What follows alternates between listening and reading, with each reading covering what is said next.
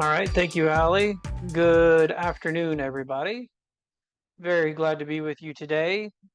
Like Allie was saying, Dan Hardesty, Director of Government Affairs for the Indiana Rural Health Association.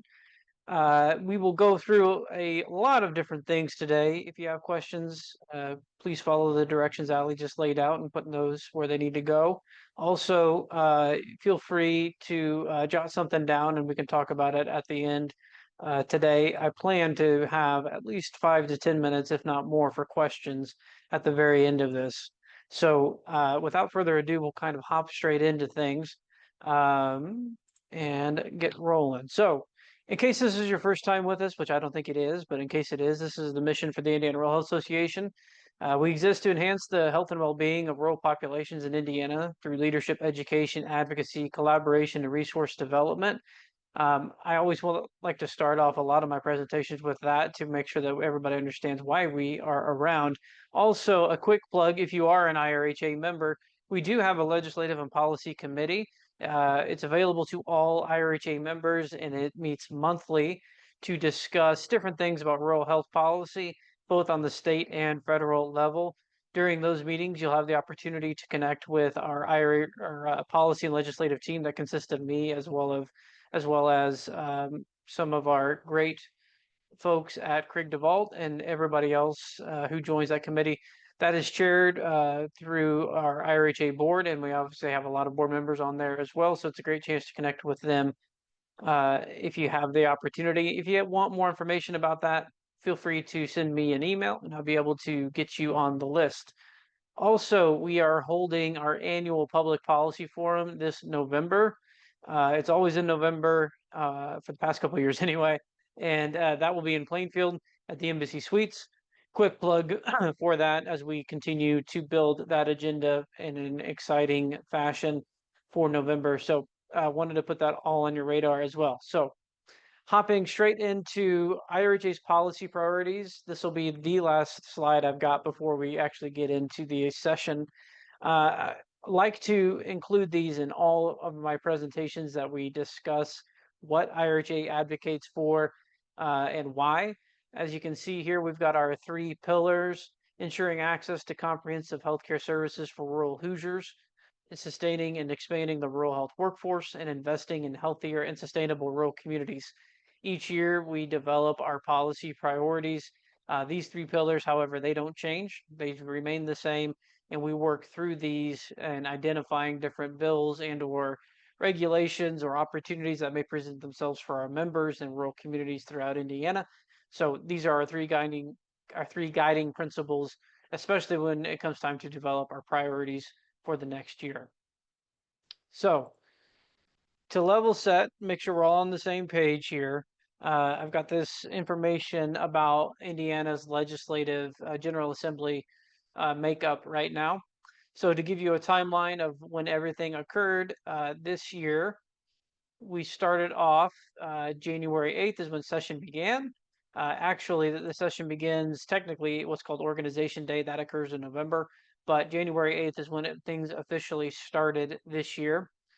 February 20th was when the first half ended. It was a very, very busy first half of session, especially for healthcare. And then the session adjourned April 24th.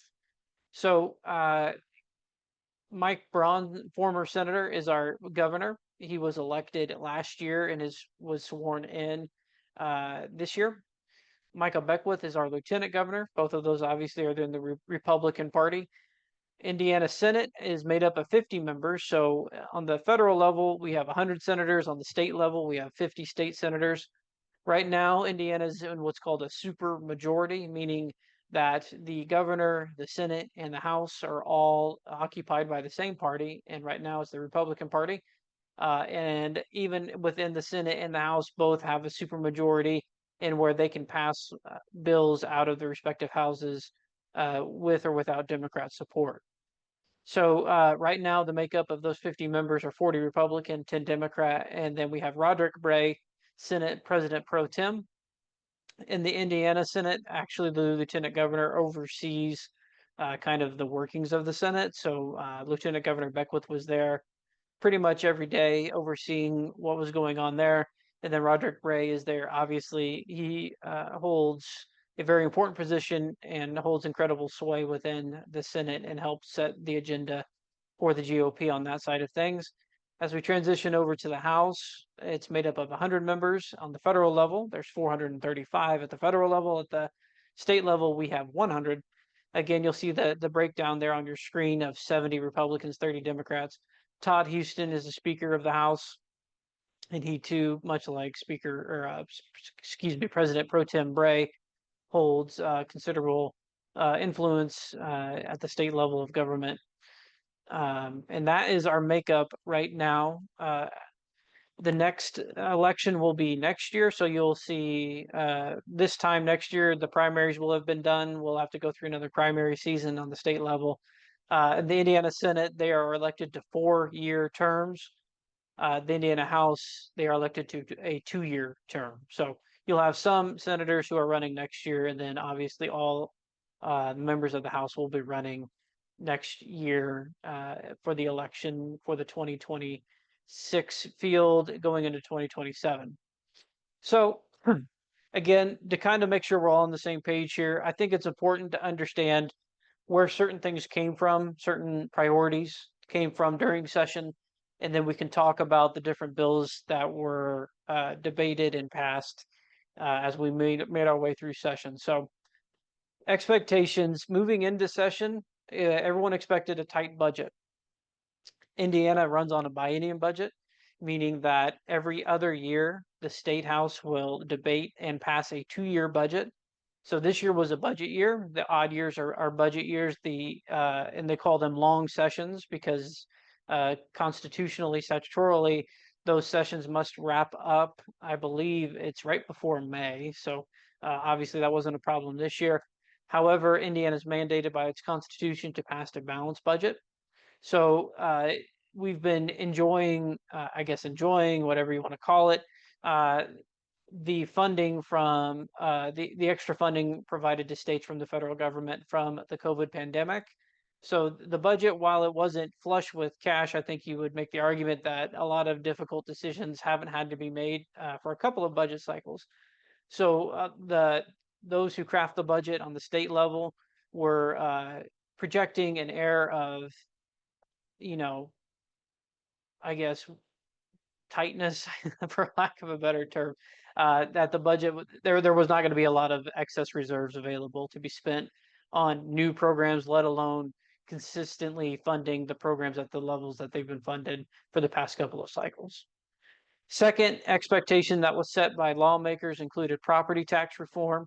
This was a big one for Governor Braun. It was something that he campaigned on himself. So reworking that. And obviously, healthcare costs continue to be something that the State House is looking at. We're going to dive into that pretty heavily soon.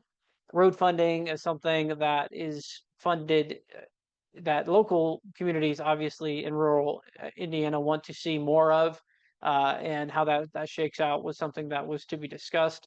Education is always a hot topic, and the water and broadband. And then some notes on each of these expectations.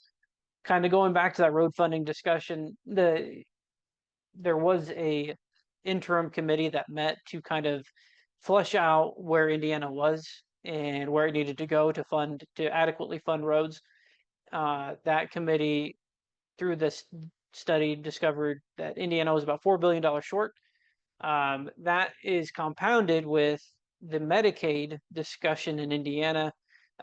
Prior to session starting, it was discovered that Indiana was about $1 billion short on the funding needed to sustain Medicaid, which is obviously a big problem. So as you can see, all of these things kind of funneled up into the budget discussion this year. And something else that I like to discuss in these conversations is, if you were to look at all kind of these 6 expectations I have on the screen, all of these are critically important for really all Hoosiers, especially those who live in rural communities. Talking with a lot of people in the industry who represent rural interests across the state, they had 3 or 4 or 5 different priorities on their list that would have been their number one priority heading into session. And it was a very busy year at the State House for all of these kind of priority areas. Healthcare certainly was not excluded from the list. So these were the expectations. This is before session started. These are the things that were going to be talked about. And then expectations become bills. So I went too far. There we go. I apologize. There we go. Uh, as we look here, I have a number of bills on the list, and I have a disclaimer there at the bottom. This is not an exhaustive list. However, there are a number of bills that I will highlight as we go throughout this presentation. Not overwhelming majority of them will be focused on healthcare. There are a couple sprinkled in that aren't specifically healthcare focused, but I think are important for rural communities and maybe in your own community and how your facility operates. It'll be important for you as well. So expectations become bills. Uh, Something else I want to note here that the first 10 bills that are written from the Senate and the House are their priority bills, the Republican priority bills. So you'll notice here the Senate bills start with one, and then the House bills start in the 1,000 or 10. So that's how you can quickly designate which bill came from which chamber. So House Bills 1001, House Bill 1001 is always reserved for the budget. House Bill 1003 and 1004, those two of those, both of those bills are specific for healthcare, and I'll get into both of those later. But those were a priority bill for the House. Then you would go over to the Senate. Senate Bill 1 was the property tax reform bill. Senate Bill 2 was the Medicaid reform bill, which I've got a slide about that as well. And then Senate Bill 3 is a fiduciary responsibility bill that I'll get into in just a second. And Senate Bill 4 was water. So again, thinking back, expectations turns into bills, and then the expectations become priority bills as well. I'm going to get into the rest of these bills on the screen. First, I'll start with the Senate, then I'll move over to the House, and then I'll really dive into a couple of these bills and their impact to rural Indiana as we move forward. So, all right. So, Senate Bill 1, as I've discussed, is a rework of the property and income taxes for local government.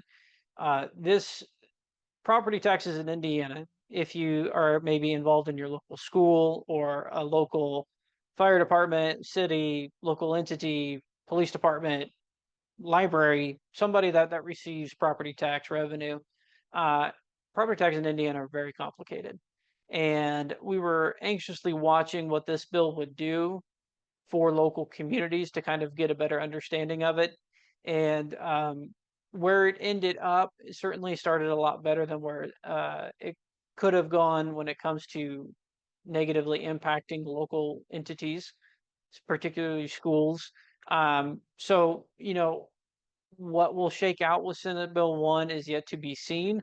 I think, obviously as a taxpayer, you don't want to pay more taxes than you have to. And when it comes to property taxes, there were certainly a lot of people around the state of Indiana who their assessed values continue to rise, and they felt like maybe that was out of control. So Senate Bill 1 is an attempt to rein that in. It caps certain property tax increases. It also provides a smaller kind of credit towards homeowners. It also allows for local entities to tax greater in the income sphere. So if you're paying your local income taxes to a city, maybe the city will need to adopt a higher income tax to offset any losses in the property tax. So there's still a lot of unknown, at least to my knowledge, with Senate Bill 1. Um, we'll see if they have to rework it again next session. But a lot of people weren't happy with how it ended. A lot of people were happy. So, I'm not a property tax expert. I just do know that it's important for rural communities. So if you have some insider information that you would like to share with me, please feel free to do so. Senate Bill 2, I've got a slide on. It's what's called HIP 3.0. Let me take a drink real quick. As we all know, the Healthy Indiana Plan is Indiana's expansion population under Medicaid. We had HIP 1.0. That came about, I believe, in 2014 before Medicaid expansion, or no, that was when HIP 2.0 came about. But HIP 1.0, then we're currently under HIP 2.0, which is the Medicaid expansion population. Senate Bill 2 is what they are calling HIP 3.0 with regards to things like work requirements for those in the expansion population who are healthy adults. That also includes volunteer hours. So if you can't work, but you can volunteer, those things. There are a certain number of exemptions to the work requirements embedded in Senate Bill 2. I believe there are around seven to 10 exemptions available. So there certainly are uh, a lot of things that people who are on the expansion population are going to have to work through. And FSSA is currently submitting their authorization to rework HIP 2.0 to HIP 3.0. And I'll get into that a little bit more later. Senate Bill 3 introduces a fiduciary responsibilities to third-party administrators and PBMs for their plan sponsors, meaning that whatever actions they take, they must be done in the best fiduciary kind of fiduciary intent of the health plan sponsor. So if you're an employer, your TPA should be working in your best interest and not maybe their own best interest. That was the intent of Senate Bill 3. Senate Bill 4 really came about as a response to understanding what available water resources are throughout Indiana. Specifically, if you follow the news with the LEAP project in Lebanon, Boone County, Indiana, northwest of Indianapolis, looking at moving a large amount of water from a different part of state to large manufacturers who require a lot of water for their manufacturing processes. So Senate Bill 4 is really putting better parameters around that to understand if you're going to move that much water, you need to get it approved in a different process. So that's really the emphasis around Senate Bill 4. And water continues to be, obviously, we all need water for our daily lives, but how rural towns and communities are able to pay for the needed infrastructure and things like that's something that we keep our eyes on throughout session as well. Now, getting into more specific healthcare bills. I'll start with Senate Bill 480. This is from Senator Tyler Johnson out of Northeast Indiana. This is something that we at IRHA worked with him and a lot of other stakeholders throughout the summer on identifying ways to make the prior authorization process easier for providers. It's one of the number one headaches for providers. And obviously, if you're a patient, if you have a loved one working through the prior authorization process, can certainly be a bear. Where Senate Bill 480 ended up is different than where it started. Where it started, it would have capped the amount of prior authorizations that health plans could levy on providers. However, now that has since been changed due to fiscal concerns. So moving forward, the timeline for understanding the prior authorization decision has been shortened, as well as if a prior authorization is denied and the provider then makes an appeal, that appeal, which is then seen in a peer-to-peer environment, whoever is on the other side of the line for providers, uh, that person on the health plan side needs to have very similar or equal kind of credentials so that if you have a family doctor, you're not talking to, I don't know, I guess an ophthalmologist, maybe on the other end of the phone, that you're talking with somebody on that. It also places that if a prior authorization is denied, that whoever makes that decision, that appeal decision, the provider on that end now is a duty of care to the patient. So it kind of gives a lot more skin in the game for that decision to be made. So that was a win. That's something that we testified on a couple of different times throughout the process, and we're excited to see that go. I don't think Senator Johnson's done with the prior authorization arena yet. I think he really liked that idea about capping prior authorization. So maybe we'll see it come back next session. We'll see, but certainly something that we were working and excited to see go through the finish line. Senate Bill 475 removes non-compete agreements for physicians. In Indiana, it was already in statute that primary care doctors could not have non-compete clauses in their contracts, in their new contracts. So this expands that to all physicians, and it's all physicians who are employed by a hospital or a hospital system or health system, I guess you would say. So I guess if you have an independent practice, you can still include those in your contracts. Again, it's only on new contracts. It's not just blanket all of a sudden. So this is something I think in the industry we realized was coming down the pipe. Both the state's been looking at it, the federal government's been looking at it. So if you're in the compliance department or you work in the contracts for your facility with providers, or maybe with your own provider group, that's just something to be aware of as you move forward in your negotiation process. Senate Bill 140, excuse me, PBM oversight and transparency. This is from Senator Charbonneau. Senator Charbonneau has been looking into PBMs for quite a while. So this enhances some reporting requirements on pharmaceutical benefit managers, and hopefully we'll continue to walk down this road of understanding how we can decrease cost on patients on the pharmaceutical side of things and the middleman role of PBMs. So excited to see this move through. This is something he's been working on for quite some time. Excuse me. There's also some PBMs and TPA language in House Bill 1004 that I'll get to in a little bit. Last bill on the screen, Senate Bill 118, again from Senator Charbonneau. This is a 340B reporting bill for hospitals. This is if you are an FQHC, this does not apply to you, or a different kind of covered entity that's not a hospital that participates in the 340B program. This does not apply to you. However, if you are a hospital, there will be new reporting requirements for hospitals, and those reporting requirements include, as I sift through my notes, include acquisition prices, the drugs acquired, and the kind of the markup information on that. So if you're not working with somebody to understand how, wow, I apologize. My slides have a mind of their own today. Okay. If you're not working with an entity to help you understand this new reporting requirement, I would highly suggest you work through those processes now as it becomes law to understand what you need to report to the Department of Health about your 340B program, how you're going to report it. And obviously, the Department of Health will facilitate this reporting requirement as well. So once entities start reporting data to the Department of Health, they are mandated through this bill to then take that data, aggregate it, and then post this information on their website in whatever format I guess is appropriate for the data. So again, something to be aware of if you work in that space, if you work for a hospital. Okay. Done with Senate bills. Now moving on to some of the House bills.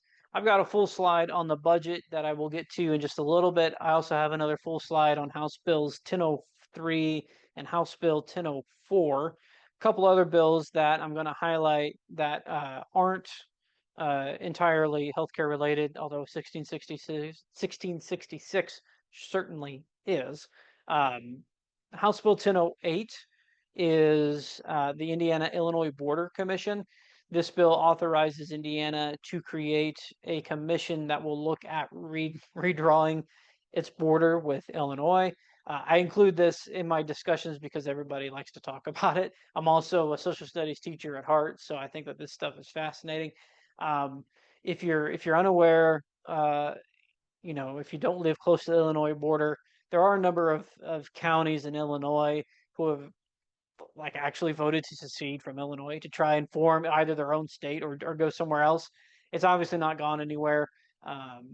But I think there's around 30 to 33 counties. And so what this commission is saying is Indiana is willing to have the discussion at least as to what it would mean to redraw our borders to encompass those counties, which most of them are from the central and southern portions of the state of Illinois.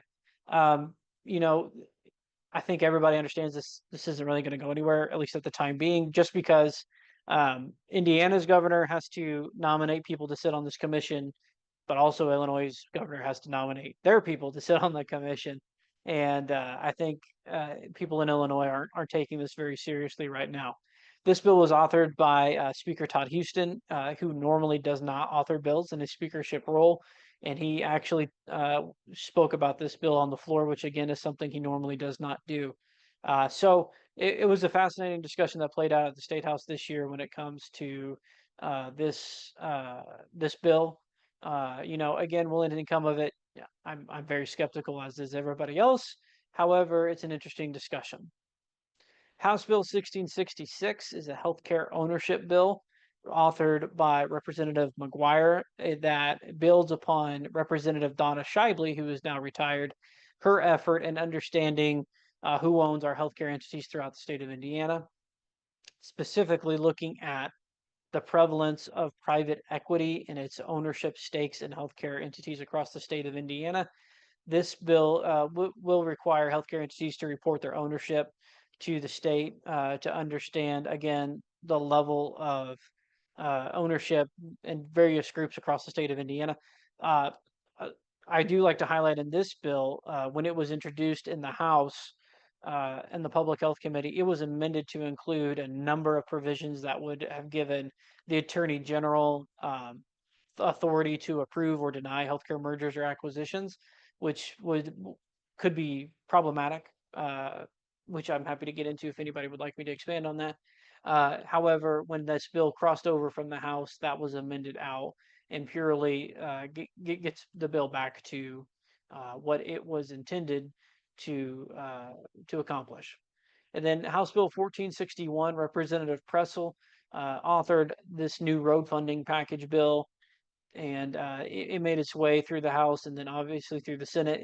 It got pretty contentious at times, just because, again, road funding is very important for all communities across the state of Indiana, and how those formulas shake out with the gas tax, and now we have a lot of electric cars on the road. Tolling, is that now an option? So how this all shakes out is kind of working through the process as we speak. But again, that was the main vehicle, pun intended, to move the road funding bill across the finish line. So we're going to move straight into the budget. Again, Indiana's budget was Indiana's budget is a 2-year budget and was overhauled late in session. If you follow the news, particularly late April, we were all waiting to understand what the new revenue forecast would be. So let me back up one step. The state collects tax revenue basically on a monthly basis, and in order to build a budget, just like you do in your personal house, you project your expenses, you also project your revenue. So the state has a budget committee, which is actually meeting today right after this lunch and learn. So if you don't have enough of your legislative fix, you can hop on and watch the budget committee meet right after this at 1 o'clock, which is what I'm doing because I obviously can't get enough. So as we move into the budget committee has a panel of experts, economists, state agencies that build the revenue forecast, meaning they take in information from the national economy, from Indiana's economy. They take in job numbers, they take in household income numbers, they look at the workforce, and then they project how much revenue Indiana will take in via taxes, in the sales tax, and the income tax, and the gaming revenue taxes, obviously the cigarette tax, which we'll get to in a second. And then they produce this giant forecast, and that's how the state builds its budget. So Indiana last had, they have these forecasts come out quarterly, and they look into the future a couple of years. Everyone was, and I say everyone in the lobbying community, myself included, we were watching this revenue forecast to see how it would impact the budget. So the budget begins at the governor. The governor presents his budget, which is something Governor Braun did. He presents his budget to the House, and the House says, "That's wonderful. We thank you for your ideas. We'll take it from here." So then the House builds their own budget, obviously, with Governor Braun and the House and the Senate all being controlled with the GOP right now. It was very similar, not too much different on their priorities when it comes to funding programs and things like that. So it started at the governor. He put his stamp on it. The House put their stamp on it. They passed it and went over to the Senate. So the Senate also unveiled their priorities, and we were all waiting on this forecast because basically the thought was the Senate would have their priorities, and then after the forecast, they would insert they would change the budget as they needed to, or they would um, leave it the same, and then they would pass it along to the House. So when the April revenue forecast came out, it was uh, shown to that the state would basically be $2 billion short in their budget forecast, which is a problem. Uh, which then caused the last couple of weeks of session to be quite the flurry of activity, as you can imagine. That's a lot of money that they're going to have to cut from other programs. So before they cut, they increased the cigarette tax from 99.995 cents per pack to 2.995 cents per pack, which is something that we at IRHA have been advocating for a very long time. Increasing the cigarette tax is shown to uh, decrease negative health outcomes. It also decreases the number of people who smoke. So obviously that's something that we've been advocating for quite a while. Also, Indiana cigarette taxes is definitely what was on the lower end compared to our neighbors. So it's something that we've been advocating for a while. Also, when they increased the cigarette tax to help offset this latest budget revenue forecast, they increased the taxes on other nicotine products as well. So the vaping and smokeless tobacco, things like that, those saw an increase as well. However, while they increased the cigarette tax to bring in more revenue to offset the shortfall, they also cut a number of programs. Uh, one of the biggest cuts happened to the Health First Indiana program, or is Indiana's flagship public health program.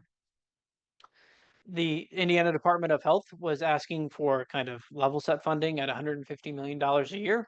The governor was funding it at $100 million a year, which is not as much as what was asked for. However, it's still a significant investment. The House continued to fund it at 100 million. So did the Senate at 100 million. However, when this came out, with the budget forecast, the final number was $40 million a year, meaning that the Health First Indiana took a $60 million hit in the final weeks of session, which is devastating for a lot of local health departments around the state of Indiana. GME, graduate medical education, was funded, which is obviously a good thing to train to keep residency slots open across the state of Indiana. However, across the board, state agencies took a 5% cut across the board. And now, actually, information has come out this past week saying that the governor's office is actually asking them to take another 5% cut in their budget. So it's actually looking more to be like a 10% cut, which is obviously a problem for a lot of different programs that you may rely on, or staff that you may rely on in your facilities to complete certain tasks, regulatory information, things like that. The IEDC, the Indiana Economic Development Corporation, took it between a 25 and 30% cut on their funding as well.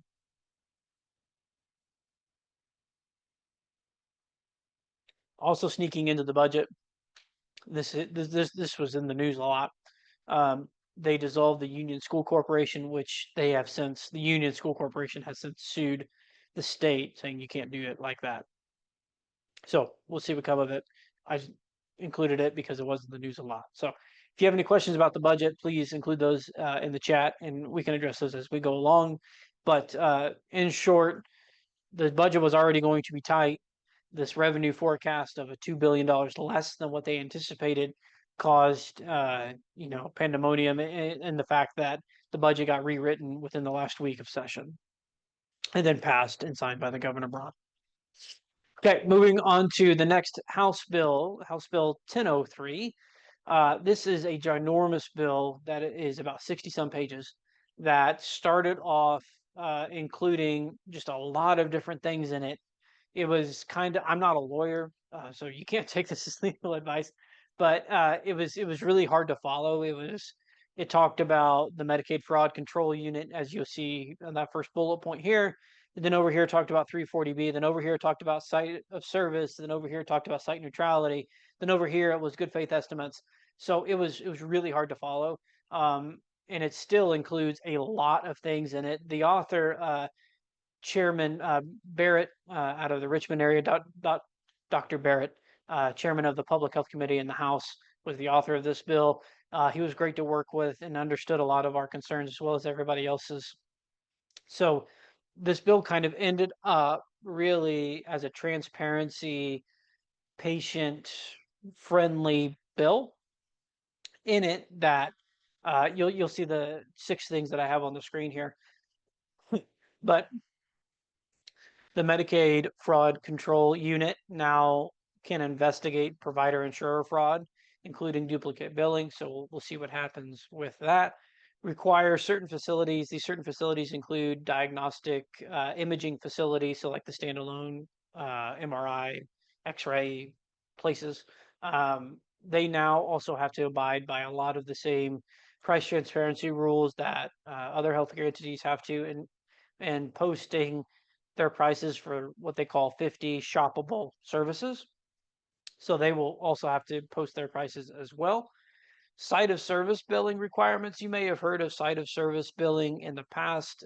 It's popular among a lot of people trying to decrease healthcare costs, and where if you're a hospital, you might have a department or an entity that's off-site from the main hospital, and yet you're still billing underneath the hospital paperwork essentially and getting paid those rates.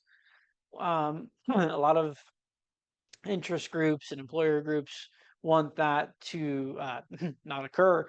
And so in 2023, the old 1004, which I'll get to the new House Bill 1004, but House Enrolled Act 1004 from the 2023 session instituted the requirement on Indiana's Big Five, or Indiana's Big Five health systems, requiring them to not bill certain things under the site of service provisions. And then those were supposed to roll out this year. So what House Bill 1003 does is it cleans up some of that language to allow those provisions from the 2023 session to take effect.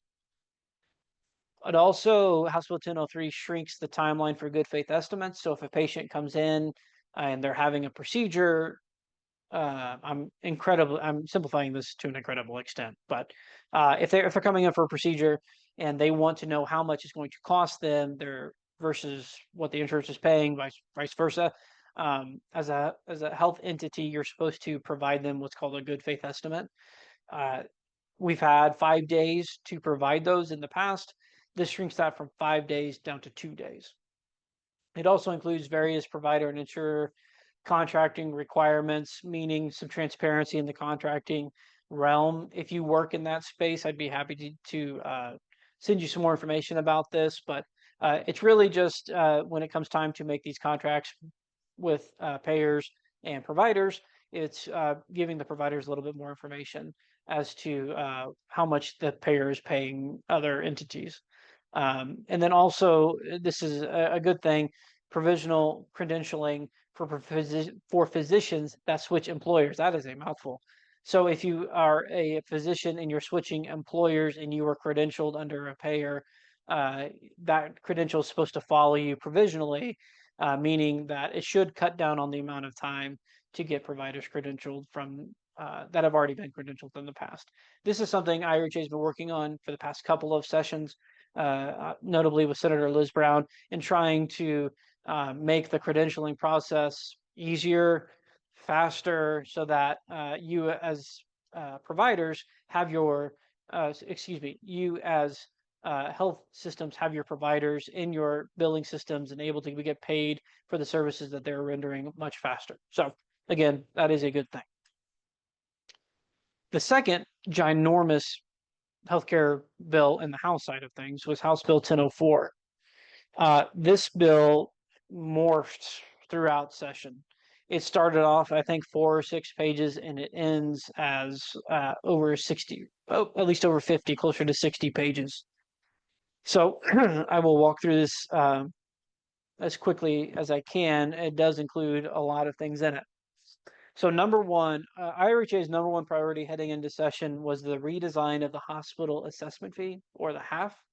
The HAF is used to basically help pay for the expansion population in the HIP 2.0 program. And then that money is sent off to the federal government and then comes back with Medicaid, higher Medicaid reimbursement. So half is paid for through hospitals, obviously the hospital assessment fee. And as the number of people on HIP goes up, so have half fees. And so we were not only looking to see this redesigned for those half fees, but also move it to what's called the state directed payment program, so that Medicaid reimbursement can finally increase, which is critically important in rural communities. So House Bill 1004 includes the HAF, as well as what's called a managed care assessment fee. And I'm not going to get into the weeds on that because it's very complicated, but it also includes the ability for the state Medicaid department to levy these assessment fees under hospital classes, so rural hospitals can be in their own class. It does also institute new price controls. So as again, it's a number one priority, not number one, but one of Governor Braun's priorities is healthcare costs. It's also something that the legislature's been looking at for many sessions on end, looking at controlling healthcare costs and looking at hospitals. So what 1004 will mandate is a study to be completed through the state's OMB department to understand what the average price is across the state. And then it will task Indiana's Big Five to get to that state average by 2029. So that basically means the Big Five, once the study is complete, there will be a number of an average price in relationship to Medicare. So 200, let's say 280% of Medicare. The Big Five will need to get their aggregated average price at that number, to say 280, whatever it is, by 2029. If they don't, then there will be, then they are able to lose their nonprofit status. There is kind of credit given if, say, it's 280% and whatever health system is at like 360%. As long as they're making progress by 2029, then they will be considered in compliance with those new price controls. Certainly, this is unique. I don't know, maybe other states in the union have these kinds of price controls, but this was very contentious throughout the entirety of session. We at IRHA advocated certainly to make sure that the original version of House Bill 1004, which basically stated if you are over, I think it was 260% of Medicare for any service, for any item, you if you bill for a service or item for anything over 260% of Medicare, you automatically lost your nonprofit status. So that's where House Bill 1004 started. And so we have been working on to where it ended up. House Bill 1004 also includes insurance and contracting reform. Insurance producers must disclose all commissions and compensation to policyholders and report those to the All Payers Claim Database.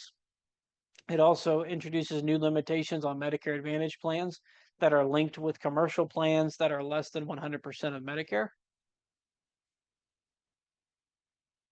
which that is a positive thing, as Medicare Advantage continues to be a huge headache for many of our members across the state. Then lastly, I'm noticing I'm already at 1247. TPAs and PBMs, third-party administrators and PBMs, upon request, they must disclose claims data to employer clients, which is something that the employer community has been looking at for quite a while, and then also includes some rebate information. I will move through these next slides as fast as I can to leave as much time for questions as I can. So Senate Bill 2 reworks Indiana's Medicaid from HIP 2.0 to what they're calling HIP 3.0. It prohibits advertising for the Medicaid program, institutes work/volunteer requirements for Medicaid recipients, requires FSSA to complete regular eligibility redeterminations, and regulates the Medicaid presumptive eligibility for hospitals. So I say all of that, and then at the second half of this slide here, this is also happening at the federal level, literally as we speak. So a lot of what's being floated around at the federal level will happen in Indiana, regardless of what happens at the federal level, or sorry, at the federal level with the One Big Beautiful Bill Act.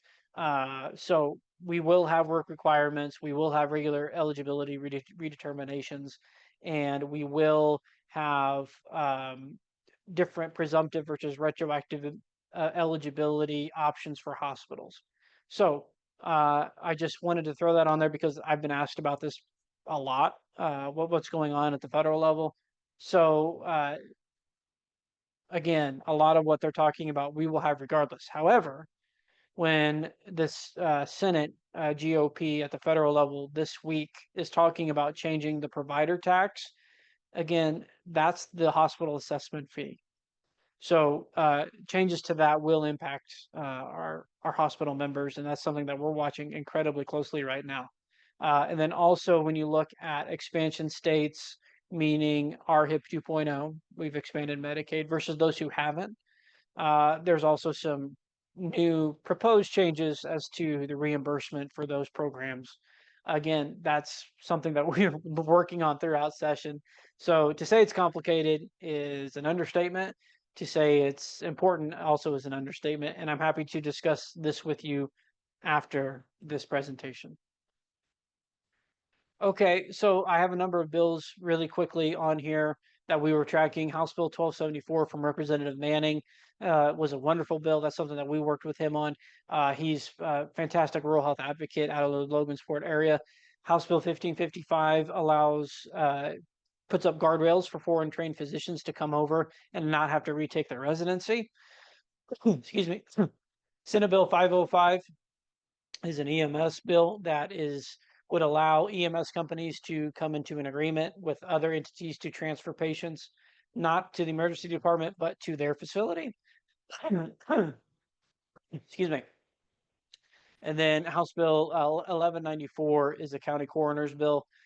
This places new requirements on hospitals to keep initial blood draws on patients that come into the emergency department. Okay, so everyone wants to know, how will this impact rural communities? And so very quickly, again, I've already touched on this very briefly, but the HAF and the state directed payment program could be very beneficial for our members. That HAF redesign, it could be really something for our members. Now, we've done our part on the state. How FSSA kind of works this is to be seen. Lastly, how will the federal government and what they're doing on the reconciliation process, that all of these are just kind of unanswered questions we have right now. Talking to a lot of legislators, not too much focus on rural communities, rather they want to hold us harmless. And then lastly, the Medicaid rework will impact rural communities. And then looking at Senate Bill 1, the property tax, the road funding, and then the budget, all of these work together, right? We have our own healthcare lane, of course, and all these bills impacting healthcare, but also if you look at the broader picture with rural communities in general, we have a lot of things that could impact us positively, negatively, and we'll see how these things impact us as we move forward. So just a couple closing thoughts, and I will be happy to take your questions. The new administration has been very active. The secretaries of all the different departments, they were there at the State House a lot. They were talking with people a lot. They were negotiating a lot. And a lot of these ideas and bills came directly from the governor. So that's something that we have noticed and something that we will continue to monitor. Both at the state and federal level, the things are shifting beneath our feet as we, again, the amount of money from the government continues to shrink. And throughout all of session, the uncertainty with the feds led to a cautious approach. specifically looking at around this time is when the tariffs were coming about. So that definitely had everybody pull the reins back even more. Will we need to have a special session once the reconciliation bill is done? I don't think so, but it's certainly a possibility where lawmakers may have to come back and adjust the budget accordingly. Lastly, this is something that's very important. We have to educate your local lawmakers, your local facility. uh, you know, if you need help with that, please reach out to us, and we are happy to help you with that to get your lawmakers to understand rural health. It's very complicated. A number of these are I've only just barely touched on, but it's just something that we all need to be rolling in the same direction, and it is something that is very useful. So happy to take questions. I did notice a couple come through in the chat. One And I'll impact of the say proposal. quickly, Dan, when you talk, as you get to the questions, we are going to launch a poll real quick. This is how we collect some data to be able to have these free lunch and learns. So please, if you would take just a second, we'll go ahead and launch that now while Dan starts the Q&A. Just rate our session. Again, this data does help us decide what sessions to hold, and it helps us report back and be able to have these. So Dan, please go ahead, handle the Q&A now. As you said, you did have a couple in the chat if you didn't see those come in, and I will close the poll shortly. Thank you, Allie. Andrew asks, how does the proposal the Senate released yesterday have on the Indiana Medicaid program? And it has the potential to be very uh, consequential. I don't know the numbers yet. We're trying to understand the numbers. What the question is asking, the Senate GOP released yesterday in their reconciliation proposal to limit provider taxes to 3.5%, where right now it's 6%. Indiana right now is taxing hospitals on the inpatient side 6%, and on the outpatient side 4.5%.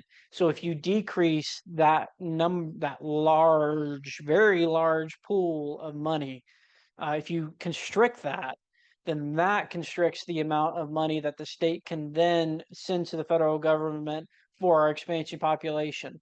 So if you shrink that if you shrink that number, right now, let's say it's $100 million, which is way more than that. But if you shrink that, will the state make that up somewhere else? That's the question.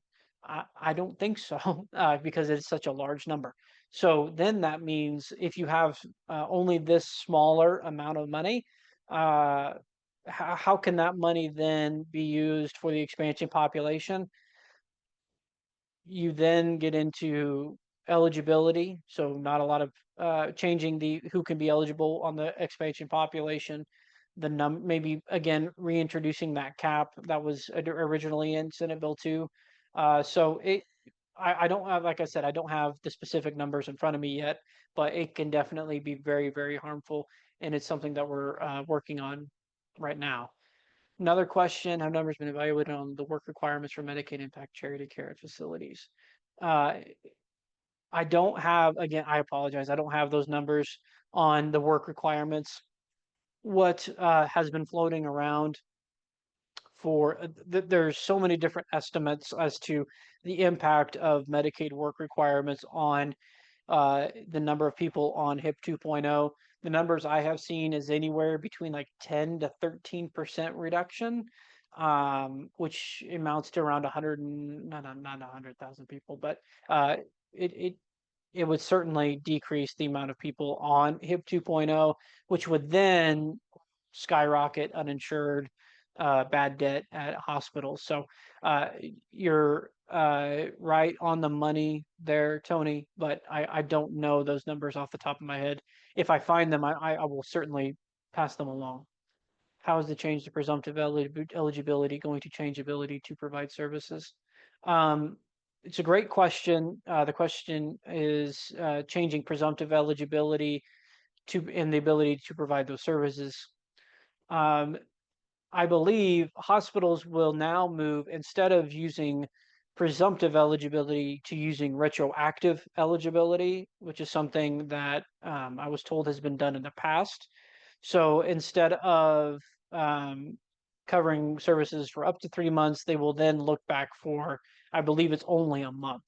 So that is definitely something, if you have navigators or some sort of people who help sign up individuals for emergency Medicaid or uh, again, it was presumptive, but you'll want to move towards that retroactive eligibility. How that will impact the ability to provide services, it certainly has the potential, but I believe if you're able to wrap services around the patient when they're in your facility, you might be able to at least blunt those impacts as best you can. So, uh, those are all the questions I see. I do want to apologize. Everything's moving very fast right now when it comes to Medicaid, and the numbers. If I were to give you the numbers that I've seen, they've changed a couple of times since then. So there's a lot of unanswered questions we have right now, but it is something that we're watching very closely, and I'd be happy to share those with you if you want to get in contact. Just send me an email, and I'd be happy to continue that conversation outside of this lunch and learn.